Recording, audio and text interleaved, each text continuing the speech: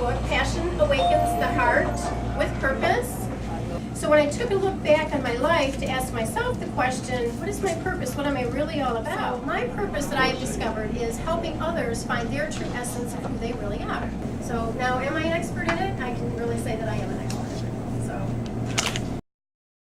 So we're all here for a reason, and thus that's the reason for the title, Path with Purpose. So the passion that you have in your heart tends to be your purpose. And we all have a purpose, right? We've had one ever since we've been born, and we've been walking around with it, and some of us are aware of what they are, and some of us are just finding out, and if you're like me, I just found mine out, so it's okay. I mean, you can be at any age that you want to. It's all okay. I've been working with the co-author of Chicken Soup for the Soul series, Jack Canfield. Very, very wonderful man, very loving, caring, giving. He's been around for about 40 years now, teaching and training others to do what he's doing now, because he wants to retire in about 5 years. Another person that I've worked with and trained with recently is Marsha Weeder. She's America's #1 dream coach, and she has certified me as a dream coach. So if you don't find what you want today and you want to take your dreams a little bit further, I might be able to help you with that one too. The human resource has been my background, and I'm very passionate about helping people find their peak performance of what makes them tick and help them get to where they are.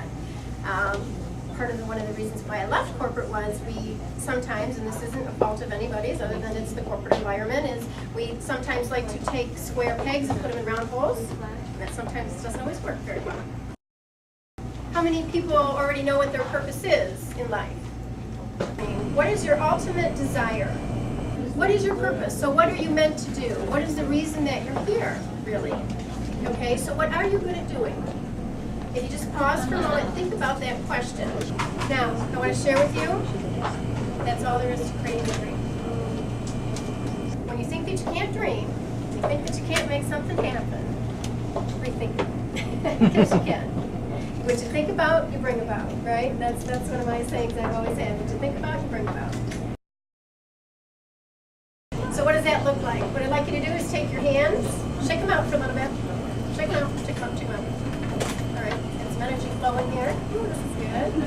Some energy flowing. Okay. All right, now what I want you to do is I want you to do what you naturally do when you cross your hands. Just cross them naturally. Okay, now what I want you to do is I want you to take them apart and put them together the opposite way. What does that feel like? A little weird? Yeah. A little weird. Yeah. If you want to see it, you need to believe it. Because it comes from within first, the belief, before you get to see it physically manifest itself. It's called E plus R equals O. And E equals the event, R equals the response, and O equals the outcome. And I said, okay, here we go. Here's the E plus R equals O. What am I going to do? Okay, well, the event happened. I couldn't change the event, right? That happened. That's what it is. I could change my response, though. So what I did was I just took a deep breath, paused, and said, wow, that guy almost hit me. He wasn't watching where he was going. I really hope he has a better day, because he probably, obviously, didn't have driving on his mind when he did that. You know, it's all how we handle things, you know. So the event happens, it's how you respond, it's your outcome. Those are the vibrations that you're bringing in, you're dispelling out, and you're bringing in. And we'll talk a little bit about that towards the end, but that's called the law of attraction. And the law of attraction basically states that what you give out, you give back. Once I looked at a challenge and turned it around and asked, what's the opportunity? Oh my gosh, things were just happening to me right and left. Right and left. The whole world started changing. Anytime that you run across a challenge, just pause, take a breath, and ask yourself, what's the opportunity here? Here is what you're saying you are, this is your goal, this is your dream, and here's where you are. It's that structural tension in between that is making that happen. Well, here's the thing, it's your mind's job to make that gap close. It's an attitude of gratitude. So when you acknowledge that you received these gifts, and you are thankful for them, then the gifts continue to show, as long as you act on them. What it is that you want to make your dreams come true. Be open-minded about them, okay? Don't be so stuck in that, well, that's not happened that way, that, you know, you can't bend and you can't move, because Oftentimes, you get something better than what it is than you expected to begin with. Some may not. But in the meantime, maybe you met somebody along the way. Motivational cowboy shaking his head going, yep, that's how it happens. Because it does, it really does.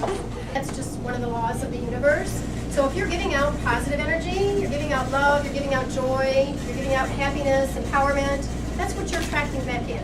If you get these little nudges, just play it out, have fun with it.